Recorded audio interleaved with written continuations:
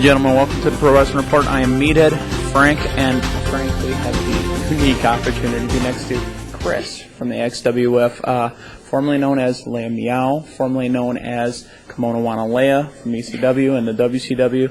Welcome to Milwaukee, and thank you. Frank's a married man, but just thank you for being here. I get to really hug him. Oh. But thank you for being here. Basically, we want to know how you guys started in the wrestling business. What made you decide to get into this promotion? Accidental. It was all accidental. I was invited to an ECW show by Raven, and I was late, you know, being a female, always late. I was late, and we're in Philly. Crowd. And everybody was,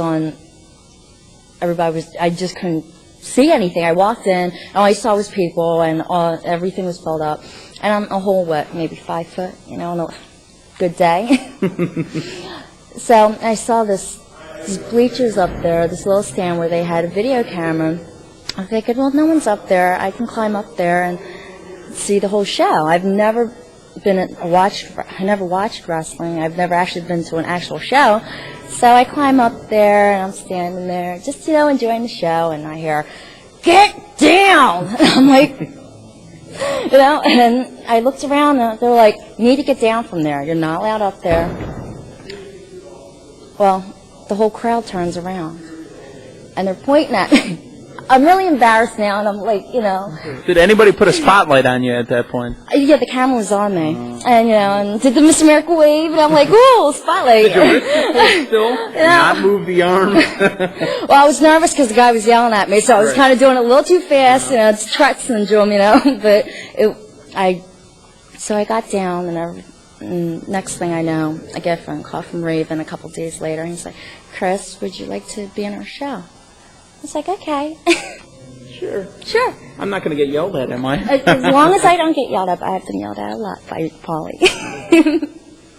Okay, well, basically now you're in ECW, and ECW, as we all know, only lasted maybe, 7, 8 years, maybe 9 years. I mean, it really became popular about 94, but then many things made it fall off. What made you decide to pick up with WCW? Did they call you? Did you call them? How did that work out?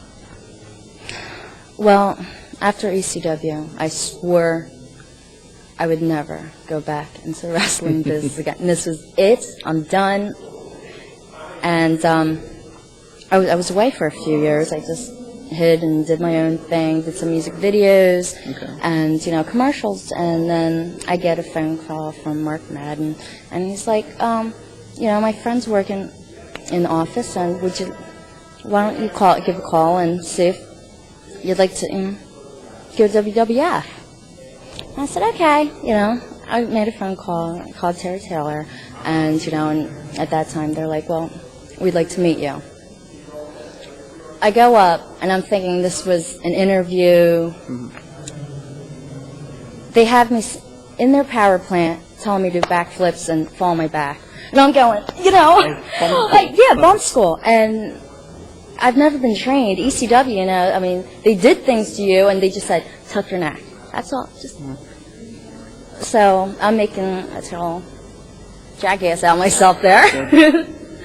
And I'm thinking, oh, God, I'm not getting hired. I just made a fool out of myself. Well, I was called back for an interview, and finally, after the interview, Vince Russo was there, and he was like, you know, well, we're going to hire you. We're going to write up a contract. Well, 2 weeks later, he jumped ships to WCW.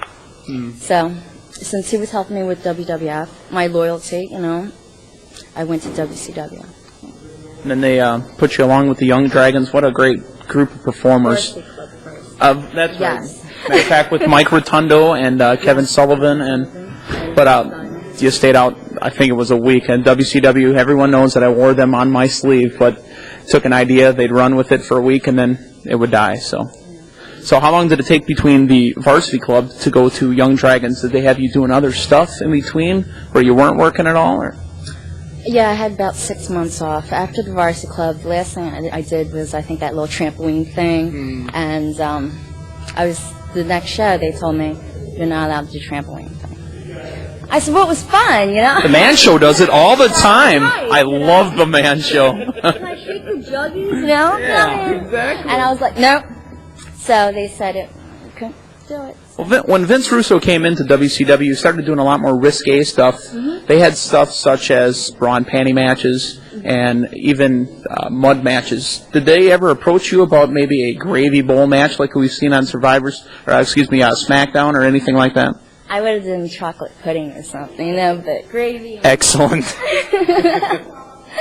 No, actually, they put me with the varsity club, and they never asked me to do those kind of things. You would definitely been one of my favorites. And Frank?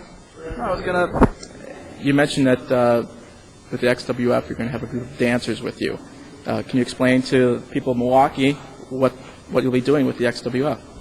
With XWF, I'm one of the XGI girls, and there's 3 of us, and we do it all. We don't dance. We don't just do hi. You know, we get involved.